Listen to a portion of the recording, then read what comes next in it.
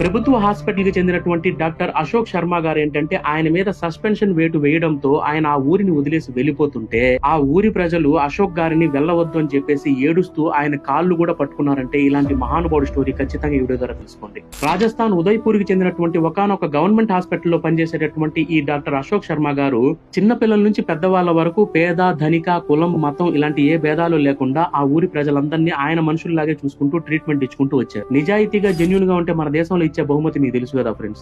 ఒక రోజు కోటీశ్వరుడైనటువంటి విఐపి ఒకరు ఆయన ట్రీట్మెంట్ కోసం వస్తే ఈ అశోక్ గారు ఏంటంటే ఆ విఐపిని మీరు లైన్ లో రండి, నేను ఒక పేద రైతుకి ట్రీట్మెంట్ ఇస్తున్నాను, సో మీరు లైన్ లో వస్తే మాత్రమే నేను చూస్తానని చెప్పడమే ఈయన చేసినటువంటి పెద్ద తప్పు.